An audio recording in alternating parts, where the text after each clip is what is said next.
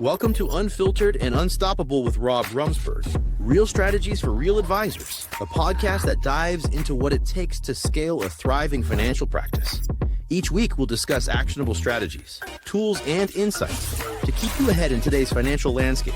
From innovative products and powerful marketing tactics, you'll get unfiltered truth and unstoppable strategies. Let's get started by building your unstoppable financial practice today.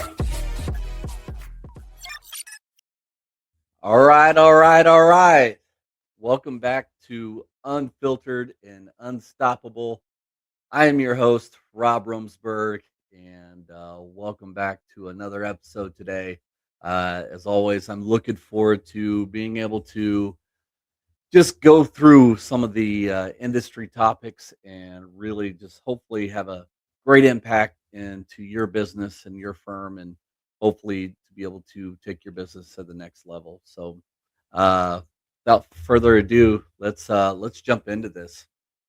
Today we're going to be talking about one of the most valuable and most misunderstood skills in an advisor's overall entire practice, and that is, quite frankly, relationship marketing. I'm not saying you're not good at relationships. That's not what I'm saying at all. What I'm saying is relationship marketing, staying front of mind. What I really want to do is slow this down right out of the gate here, because the phrase itself could create possibly some resistance, especially for those that have been in the business for a while and that have been very successful. That when you hear marketing, you might be not thinking connection. You're not thinking service. You're not thinking care. All of a sudden now marketing, that means selling, um, promotion, uh, additional noise, filling up someone's mailbox, another voicemail that someone has to delete. That's not what we're talking about today.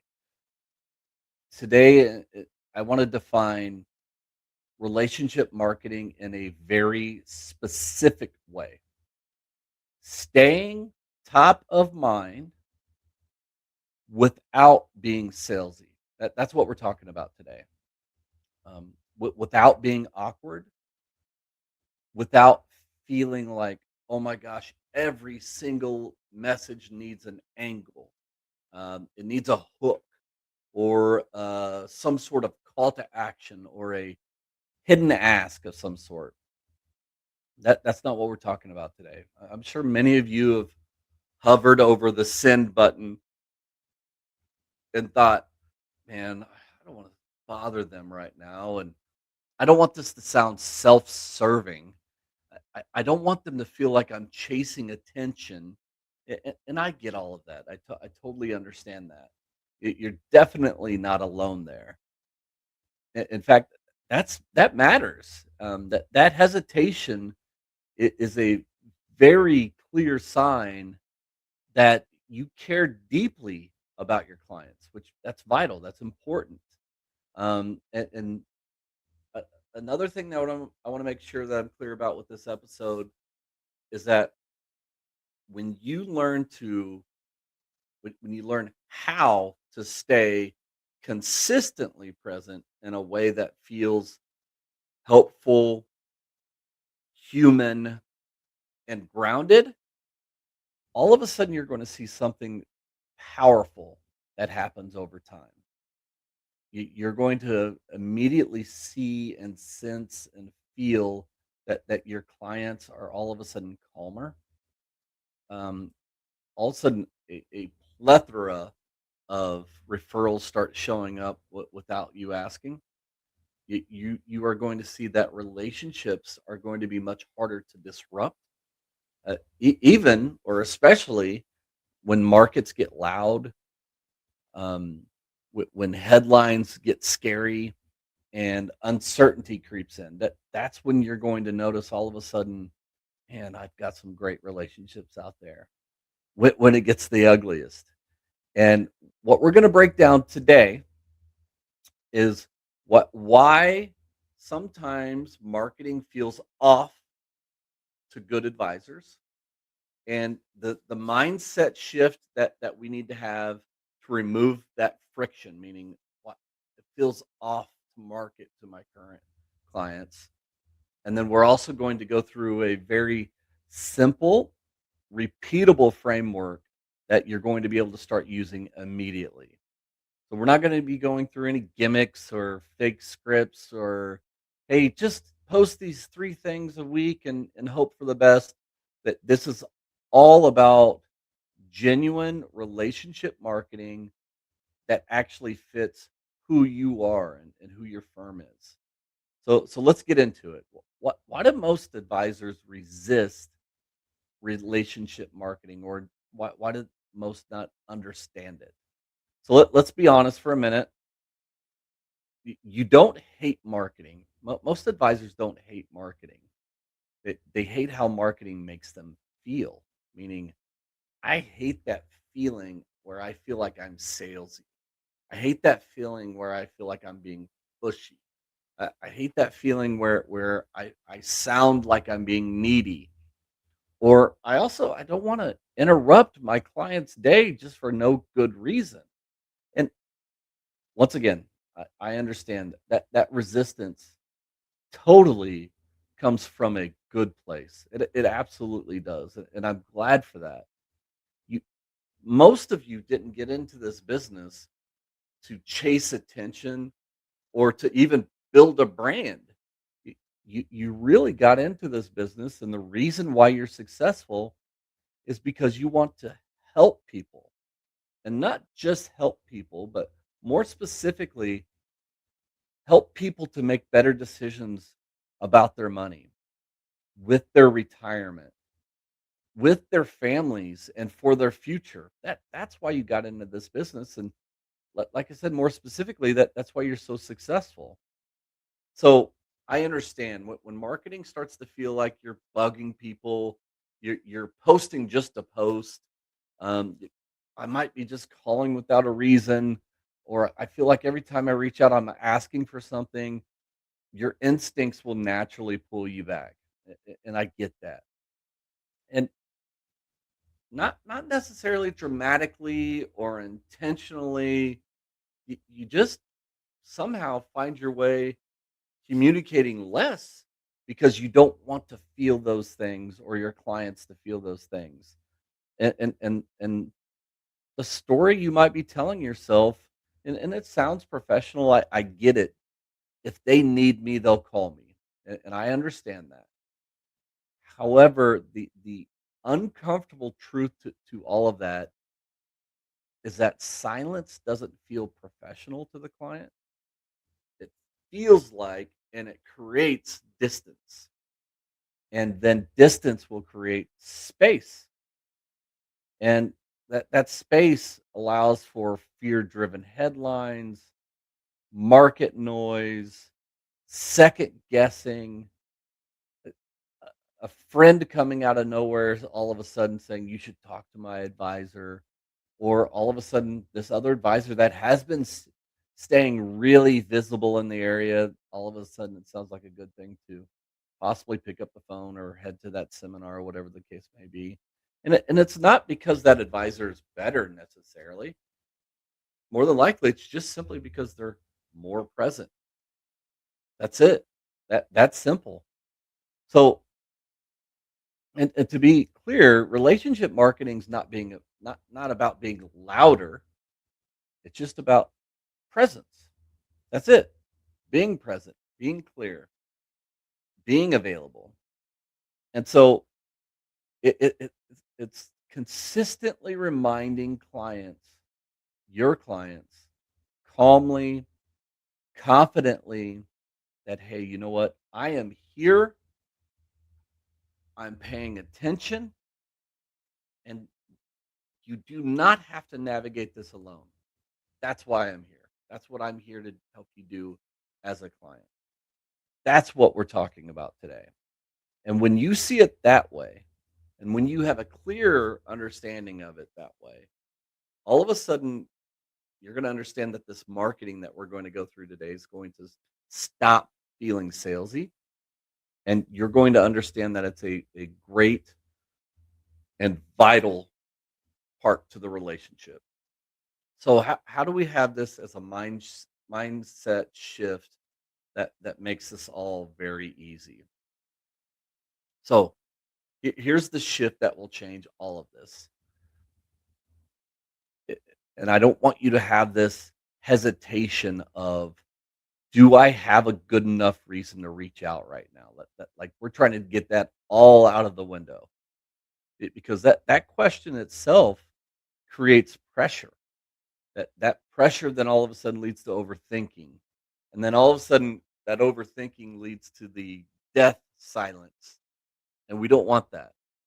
The better question you need to be asking yourself and asking your firm, those within your firm, is what's actually helpful right now? That's it. That's all that you're asking. That's all that you're wondering. That's all that you're looking for. What's actually helpful right now?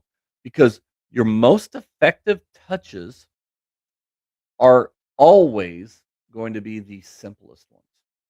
Period. Not the most urgent. They don't necessarily require a reply. They don't ask for a meeting. They will provide, these specific touches will provide clarity, reassurance, context, and most importantly, calm leadership. So your clients clearly don't need more complexity in their lives, right? They need clarity. And what you will find is that clarity does something extremely powerful. It reduces anxiety, it reduces second guessing, and what ultimately what you're hoping for is that it reduces temptation to shop around. So the goal isn't to just stay top of mind. That's not the goal. The real goal is to become the steady voice that they trust when life gets loud. When life gets loud, not if, when, because it will. So let's put some structure around all of that. We're going to go through a three pillar relationship framework. So a three pillar framework, and it's the three pillars are presence, relevance, and generosity. Have this at the forefront of everything that you're thinking about today. So if the relationship marketing feels awkward, it's usually because communication is random, inconsistent, unclear, and these three pillars are going to fix that immediately. So, pillar number one, once again, is presence. The presence means that your clients feel you between meetings, not daily, not constantly, periodically, and also predictability as well. Meaning the presence part of it removes that quiet thought of, I haven't heard from my advisor. That alone right there, that creates anxiety, right? We want to remove that anxiety, and we want it to be to where it this is what it looks like. This is what presence looks like. It just simply a short monthly check-in. It's kind of these watching this for you note during volatility. Um, it's a mid-quarter message that says, "Hey, nothing needed here. Just keeping you informed." Receiving a message like that is so overwhelmingly. It's a warming feeling of, man. Thank goodness for Bill. I feel great. Thank you, Bill, for that message. So it said something along these lines. Hey, Jim and Betty, nothing that you need to do here. Just wanted you to hear from me, or something along the lines. Hey, if anything changes that requires action, we're going to make sure that we reach out to you immediately. So no worries. That type of presence, that's not volume, that's not loud, right? It's consistency and it's warming. It's about all about a feeling right there. And then pillar number 2 is relevance. Relevance means that you're talking about what the clients are already thinking about. That's relevance. So your clients don't want just random things thrown against the wall and let's see what happens. They want timely. That's exactly why seasonal communication works so well. So when you think seasonal, think tax season, RMDs, Medicare enrollment, year-end planning, major headlines. That's what we mean by seasonal communication. So a very simple structure here is here's what you might be hearing right now. Here's what actually matters about what you might be hearing.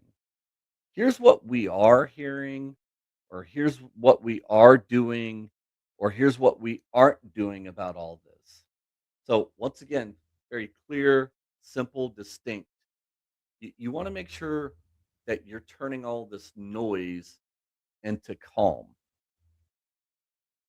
So, that was pillar 2. Pillar number 3 is generosity. So what does that mean? This could be possibly the one that a lot of advisors skip for whatever reason. So, generosity means that you are contributing to the relationship without asking. So, no call to actions, no agendas, no meeting request, just overall value. Because if every time you send out a message, it asks for something, all of a sudden people are like, "Oh man, I can't believe I got another email. I can't believe I got another voicemail," and they tense up, and then they get uncomfortable, and then all of a sudden they become silent. However, when the flip side of that is when communication is generous, people lean in, and then all of a sudden now they can't wait to hear from you. They can't wait to interact. They can't wait to be a part of it, right? And generosity, it looks just something simple. Your annual checklist, obviously, retirement checklist. Those are wonderful. One page guides of what to do when the market drops. Just a simple guide. Um, Providing a clear explanation of possibly a confusing headline. Have we had any of those recently? And making sure you're providing reassurance without urgency. That's what we're talking about today. And what you want to feel, what you want to know, what you need to be confident in is that presence keeps you connected with your clients. And the relevance part of it is what makes you valuable. But all of that is great. The most important part is the generosity part of it is what makes you unforgettable. That's what you want. You want to be unforgettable. That's your primary goal to all of this that we're going through today. So let's talk about 5 distinct, important, valuable touch types. And let's make them extremely practical. So if right now you might be one of those that, I'm not sure what to say. What exactly do I say? And you might be a little uncomfortable. So let's use these 5 as guidelines and build from there. Okay. So the very first one would be something that I call a reassurance touch. So the purpose of the reassurance touch is to remove all unnecessary worry. So, hey, you know what? I'm just providing you a quick note. There's nothing you need to do right now. We're watching this very closely. That right there, word, every single part of that is very reassuring. That's something as I hear that, I'm just like, yes. I feel so confident with what Bob has going on. I'm not worried. That's an immediate, right away reaction of thank you for reaching out. Number two would be an education touch. So the purpose of the education is to really simplify, not impress. You're looking to simplify. So you're probably hearing a lot about this, and here's the one thing that matters with what you're hearing. It's the one thing that you can ignore. So once again, you are making sure that you're educating. You're hearing a lot about this. Here's the one thing that matters about what you're hearing about. But the one thing you can ignore is this. So you're making every point heard. You're making it clear what they might want to know more about, what they need to hear more about, everything along those lines. And then number three, seasonal touch. The purpose of a seasonal touch is to primarily stay relevant without reacting. So, hey guys, Bill and Mary, as we head into tax season here, here are two reminders that will prevent any sort of surprises. Whatever those reminders are, RMDs, making sure that our income has been distributed, whatever those reminders are. But once again, you're trying to stay relevant without reacting. Very clear, simple, concise guidelines.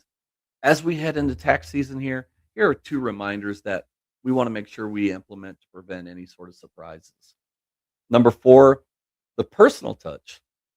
This is something that we all should be doing in every single line of relationship that we have in our life, whether it's our spouse, our best friend, our brother, our parents, whatever it is. This is absolutely vital that you are having a personal touch in those relationships.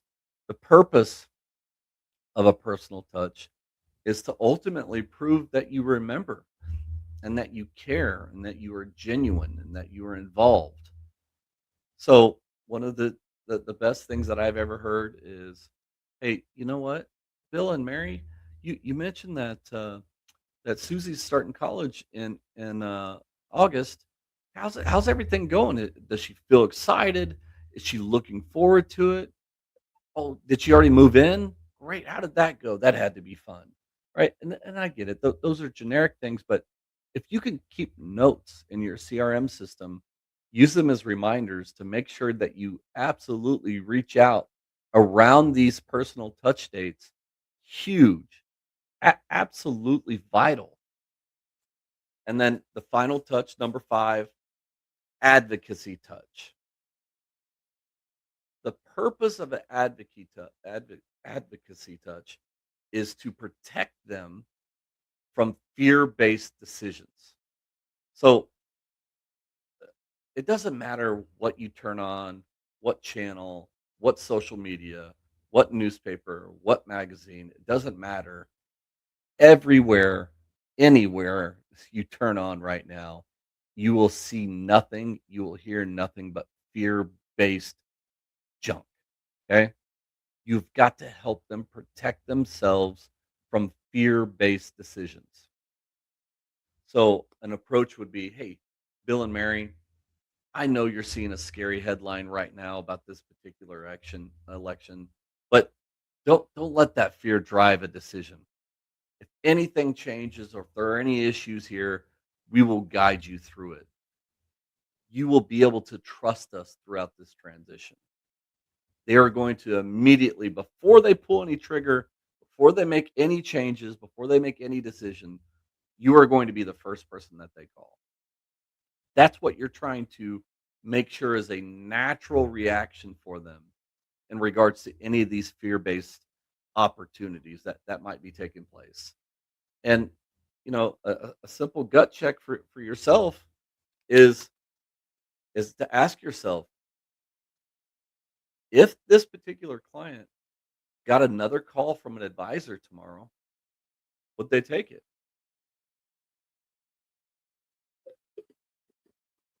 And if you believe that answer is yes, That's not, "Oh my god, you're a failure." That's not what we're saying here. If that answer is yes, you just know that you've been inconsistent with your presence. That's it. It's that simple. So, let's fix that. I wanna go through a quick story here from one of my advisors who he was a very quiet fella, and, he made a few tweaks to, his communications. And then all of a sudden, man, it was just so awesome to see the firm really bloom. It was phenomenal. And he said very plainly to me, I'll never forget. He's like, "Hey, I'm not a salesman. I don't know how to be proactive." And I get that. He was a very sharp guy, great planner, an even better human being. Just a wonderful individual. But proactive outreach felt really awkward to him. Just did, and I get it. And his belief was simple, and I understand this as well. If I do great work, my clients will love me, and they'll know where to find me. That's true. That's absolutely true. They will love you, but that's not what we're talking about, just love. We're talking about making sure that we are cultivating that love, right? It's like our spouse. We can't tell them we love them once or I do once and expect that to be forever and ever. We have to continue to cultivate that love. And nothing about his service, by the way, was wrong. He provided phenomenal service.